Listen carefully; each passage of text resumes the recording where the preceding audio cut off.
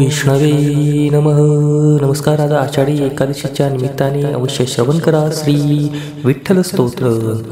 श्री गुरुं विठ्ठलानंदं परात्पर जगत्प्रभुं त्रैलोक्यव्यापकं देवं शुद्धमत्यन्तनिर्मलं नासाग्रेव स्थितं देवमाब्रह्मस्तंभसंयुतं ऊर्णातन्तुनिभाकारं सूत्रज्ञं विठ्ठलं स्वयं गङ्गायमुनयोर्मध्ये त्रिकूटं रङ्गमन्दरं ज्ञानं भीमरथीतीरं स्वदेवं पुण्डरीपुरं रुक्मिणीशक्तिहस्तेन क्रीडन्तं चललोचनम् आज्ञा ब्रह्मबिलान्तस्थ ज्योतिर्मयस्वरूपकं सहस्रदलपद्मस्तं सर्वाभरणभूषितं सर्वदेवसमुत्पन्नं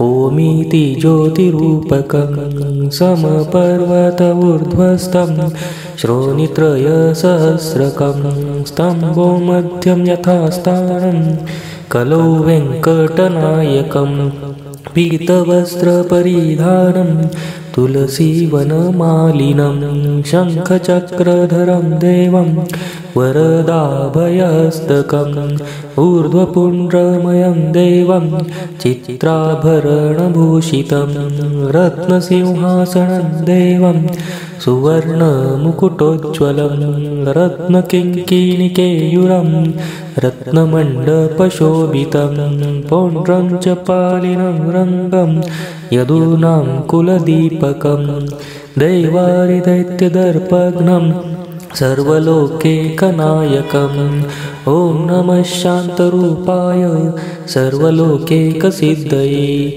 सर्वदेवस्वरूपाय सर्वयन्त्रस्वरूपिणे सर्वतन्त्रस्वरूपाय विठ्ठलाय नमो नमः.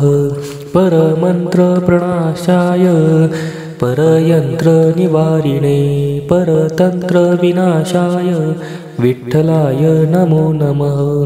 परात्परस्वरूपाय परमात्मस्वरूपिणे परब्रह्मस्वरूपाय विठ्ठलाय नमो नमः.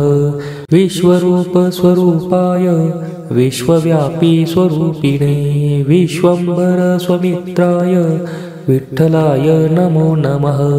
परहंसस्वरूपाय सोऽहं हंसस्वरूपिणे हंसमन्त्रस्वरूपाय विठ्ठलाय नमो नमः.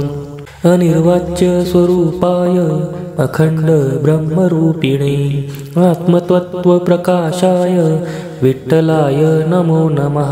अक्षराक्षरस्वरूपाय अक्षराय स्वरूपिणे ओंकारवाच्यरूपाय विठ्ठलाय नमो नमः.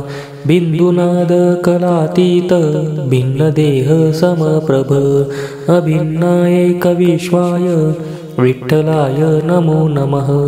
भीमातीरनिवासाय पुण्डरीपुरवासिने पाण्डुरङ्गप्रकाशाय विठ्ठलाय नमो नमः.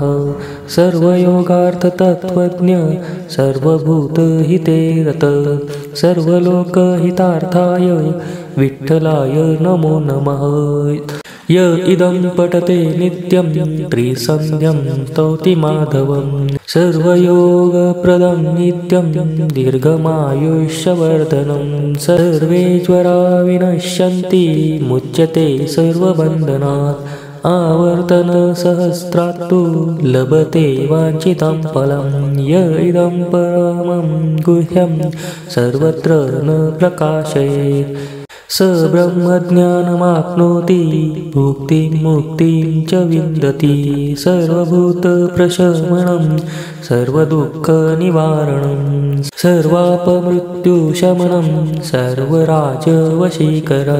त्रिसन्ध्यं पठते भक्त्या निर्भयो भवति ध्रुवं सङ्ग्रामे सङ्कटे चैव विवादे शत्रुमध्यगे शृङ्खलाबन्धने चैव मुच्यते सर्वकिल्वशात् राजद्वारे सभास्थाने सिंहव्याघ्रभयेषु च साधकस्तम्भने चैव सर्वत्र विजयी भवेत्।